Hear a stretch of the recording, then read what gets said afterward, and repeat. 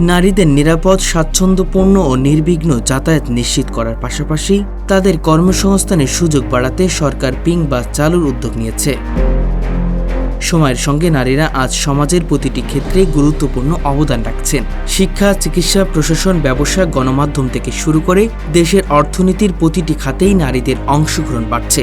তাই পুরুষের পাশাপাশি নারীদের সমানভাবে এগিয়ে যাওয়ার সুযোগ তৈরি করা এখন সময়ের দাবি। কবি কাজী নজরুল ইসলামের ভাষায় বিশ্বের যা কিছু মহান, সৃষ্টি চিরকল্যাণকর, অর্ধেক তার করিয়াছে নারী, অর্ধেক তার নর। অর্থাৎ সমাজ ও রাষ্ট্রের উন্নয়নে নারী পুরুষ উভয়ের অবদানই অপরিহার্য। কিন্তু দুঃখজনক হলেও সত্য, আমাদের সমাজে এখনো অনেক নারীকে নানা সামাজিক বাধা, কটূক্তি ও নেতিবাচক মানসিকতার মুখোমুখি হতে হয়। কখনো কখনো তাদের ঘরের মধ্যে সীমাবদ্ধ রাখার প্রবণতাও দেখা যায়। এই অবস্থায় নারীদের জন্য আলাদা ও নিরাপদ পরিবহন ব্যবস্থা নিঃসন্দেহে একটি ইতিবাচক উদ্যোগ। বিশেষ করে কর্মজীবী নারীদের নিয়মিত যাতায়াতকে সহজ ও নিরাপদ করতে এমন উদ্যোগ গুরুত্বপূর্ণ ভূমিকা রাখতে পারে।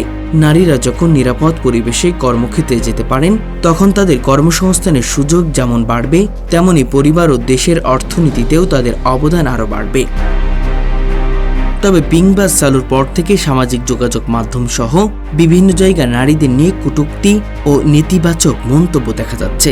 কোনো উদ্যোগকে নিয়ে মতামত থাকতেই পারে, কিন্তু নারীদের অপমান, তাদের মনোবল ভেঙে দেওয়া কিংবা তাদের কাজকে ছোট করে দেখা কোনোভাবেই কাম্য নয়। বরং আমাদের উচিত নারীদের উৎসাহ দেওয়া, তাদের পাশে দাঁড়ানো এবং তাদের এগিয়ে যাওয়ার পথকে আরও সহজ করে দেওয়া।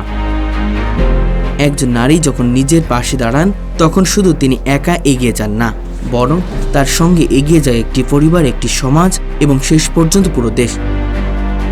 পুরুষের পাশাপাশি নারীরাও দেশের প্রতিটি ক্ষেত্রে কাজ করবেন, এটা স্বাভাবিক ও সময়ের দাবি। নারীদের ঘরে আটকে রাখা নয়, বরং তাদের যোগ্যতা ও মেধাকে কাজে লাগানোর সুযোগ দিয়েই একটি উন্নত ও সমৃদ্ধ বাংলাদেশ গড়ে তোলা সম্ভব। তাই নারীদের নিয়ে কটূক্তি নয়, তাদের প্রতি সম্মান ও উৎসাহ হোক আমাদের অবস্থান। পিং বাস শুধু একটি পরিবহন ব্যবস্থা নয়, এটি নারীদের নিরাপদ চলাচল, কর্মসংস্থান ও আত্মনির্ভরতার পথে একটি সম্ভাবনাময় পদক্ষেপ। উদ্যোগটি সফল হোক, নারীরা আরও আত্মবিশ্বাসের সঙ্গে এগিয়ে যাক, এটাই আমাদের প্রত্যাশা।